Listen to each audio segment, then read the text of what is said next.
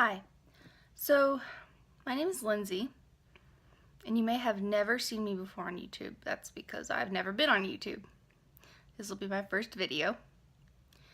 A little nerve-wracking, to be honest, but we'll see how it goes. So I want to tell you a little bit about my story. Haven't really told anybody but close personal friends and family. So here it goes.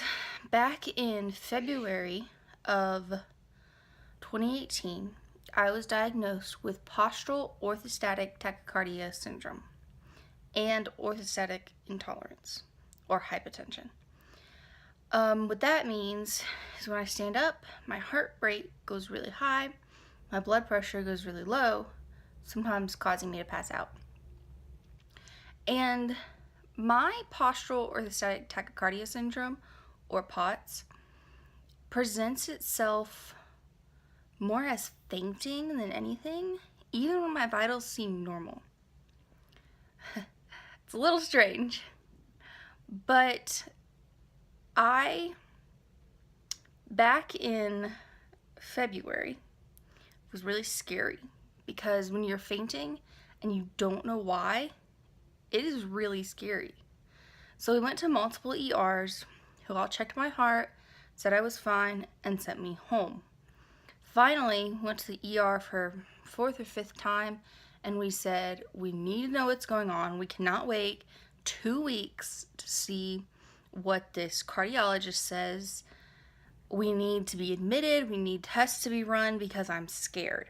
I was passing out 4 to 5 times a day, and that is terrifying. But luckily I had my family with me. After the hospital admission, they did a whole bunch of tests on my heart because when you faint, doctors tend to think it's your heart. Because usually that's the reason. Your heart will skip a beat, or I don't know. There's other reasons, but I'm not really sure what they are. So after the hospital stay, the last test they ran in the hospital was called a tilt table test. And that's where they stand me up. They lay me on this table, and then they stand you up and monitor your heart rate and blood pressure. It's kind of simple, but honestly, it was miserable. I was miserable. I was praying I would pass out just so it'd be over. And I did pass out.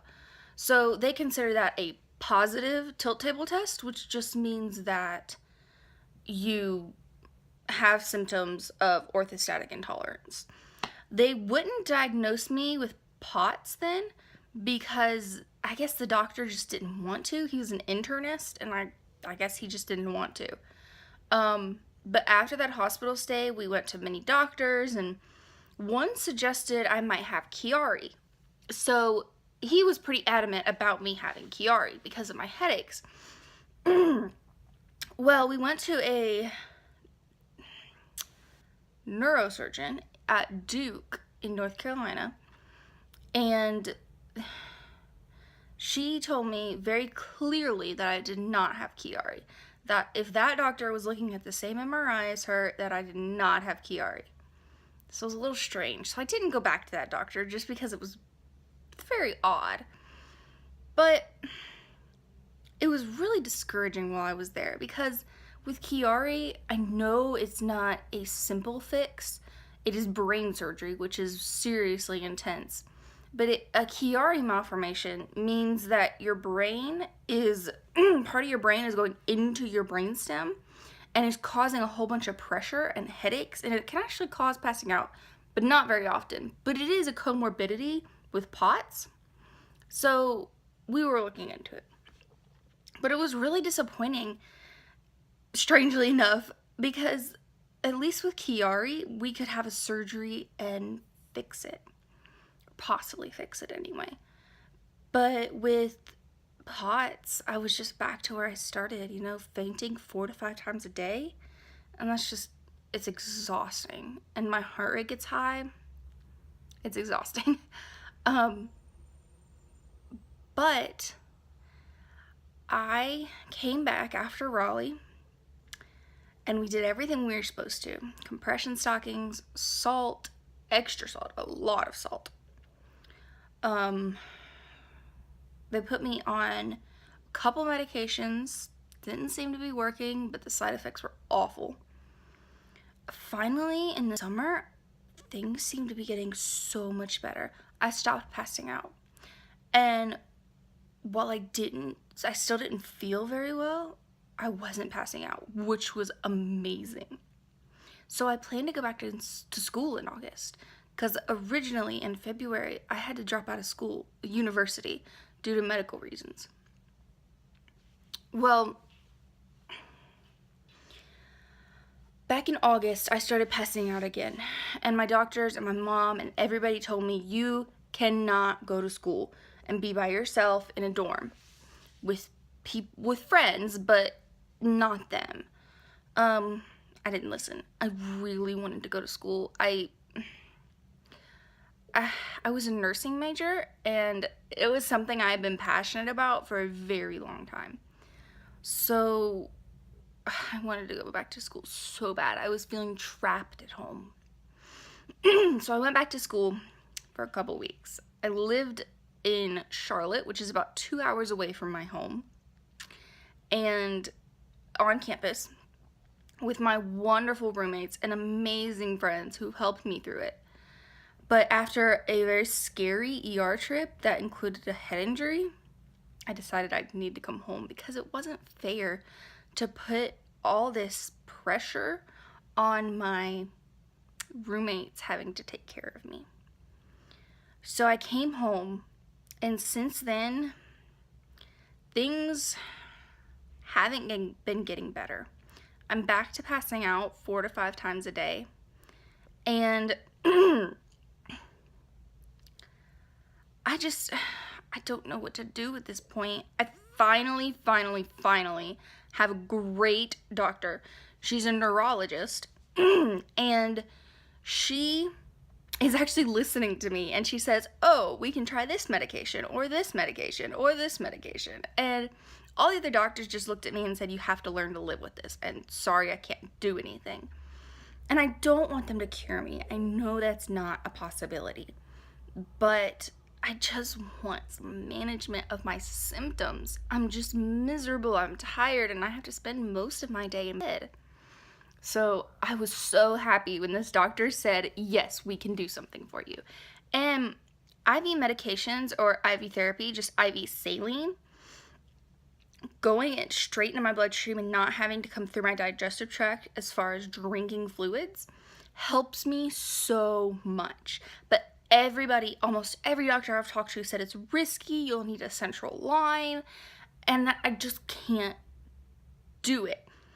But she said, if these medications do not work, we can put you on IV fluids, which was amazing because that is the only thing I've seen any improvement in ever.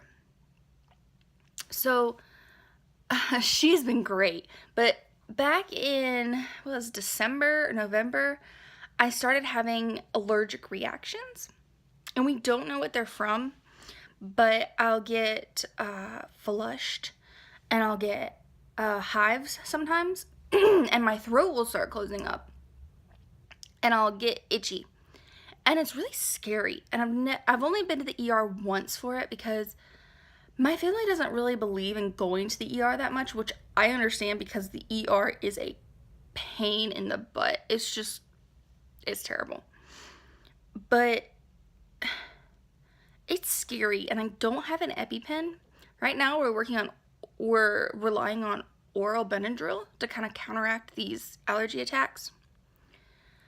But it's oral, so it takes about 30 minutes to work. And if I have something wrong with my throat, there's a very good chance my oxygen could dip very low, and I could stop breathing, which is pretty scary. So I think I might ask for an EpiPen, just, for safety reasons. And we'll just see how it goes. There's a diagnosis called mast cell activation disorder. It's a comorbidity of POTS, and I'm kind of looking into that right now, but I don't really know how that'll work. So hopefully I can get these allergic reactions under control and just, you know, try to get this POTS under control and try to get back to some semblance of a life. I really hope you enjoyed this video. I hope that watching it was informative, and I plan to make more videos. I actually kind of want to upload a video a day from now on. We'll see how that goes because my illness is a little bit unpredictable, but I really want to try hard to do this because there's a lot of people struggling with these illnesses, but they aren't really known all that well. So to have somebody to relate to is just really, it's really nice. I know I've been watching some videos online that have really helped me, so I kind of want to help somebody else and try it out. But stay positive and see you tomorrow.